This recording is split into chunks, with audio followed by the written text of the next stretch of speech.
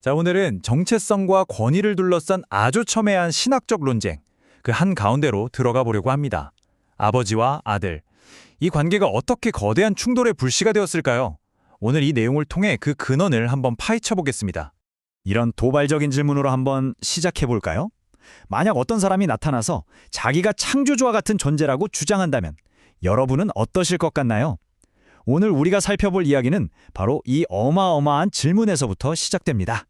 모든 갈등을 촉발시킨 그 사건, 먼저 한번 들여다보죠. 모든 논쟁의 시작점이요? 바로 안식일이라는 단어 하나였습니다.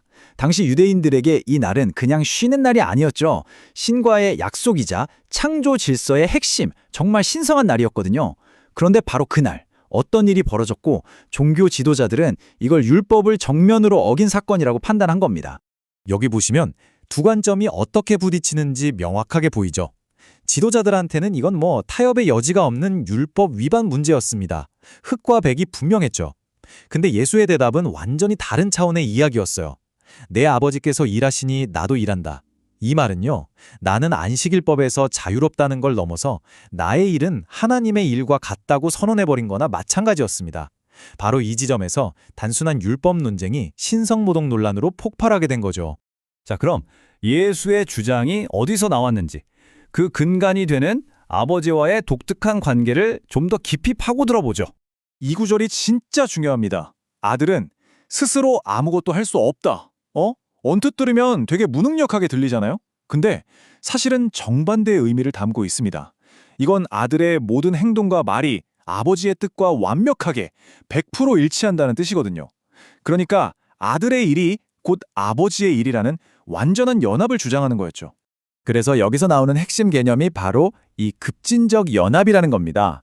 이게 뭐냐면 아들의 행동이 아버지의 의지를 비추는 완벽한 거울이라는 생각이에요. 당시 사람들이 듣기에는 이건 신과 동등해지려는 주장, 즉 신성모독으로 들릴 수밖에 없었던 겁니다. 이 주장이 바로 논쟁에 기름을 부은 거죠.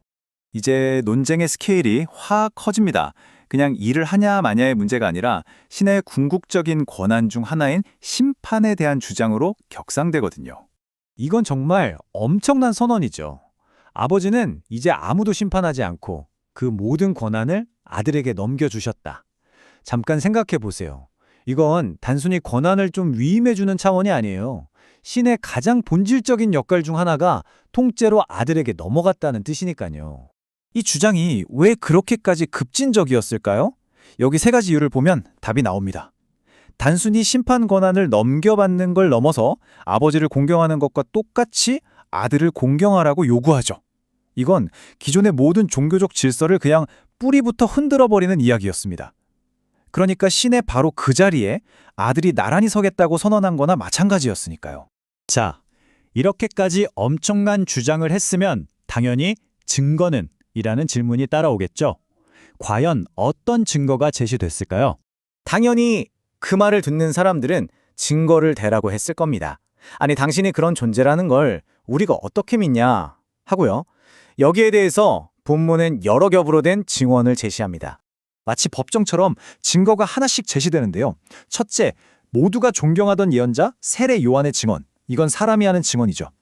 둘째, 눈으로 직접 볼 수 있는 증거. 바로 그가 행한 기적적인 일들 그 자체입니다. 그리고 마지막, 가장 궁극적인 증거는 바로 아버지, 즉 신의 증언이라는 겁니다.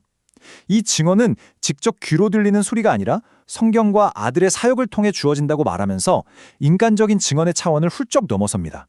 자, 이제 마지막입니다. 이 모든 갈등과 논쟁이 결국 무엇을 향하고 있는지 그 궁극적인 지점을 한번 보죠. 이건 단순한 권위 다툼이 아니라 말 그대로 생사가 걸린 문제로 이어집니다.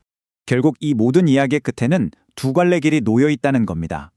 한쪽은 아들의 목소리를 듣고 믿어서 사망에서 생명으로 옮겨지는 길. 다른 한쪽은 그 목소리를 거부하고 심판 아래 그대로 남게 되는 길. 그야말로 삶과 죽음의 갈림길을 제시하는 셈이죠. 결국 이 복잡한 신앙 논쟁의 끝에 남는 건 숫자 2입니다. 두 개의 길, 두 개의 선택, 그리고 두 개의 운명. 이 모든 주장의 화살이 결국 이 이야기를 듣는 바로 각자의 선택을 향하고 있는 셈이죠. 마지막으로 이 질문을 한번 던져보면서 마무리할까 합니다. 믿음을 증명해야 하는데 그 증거를 받아들이려면 또 믿음이 필요한 상황. 이럴 때 우리는 대체 무엇을 기준으로 진실을 판단할 수 있을까요? 이 팽팽한 긴장감에 대해 한 번쯤 깊이 생각해 보셔도 좋을 것 같습니다.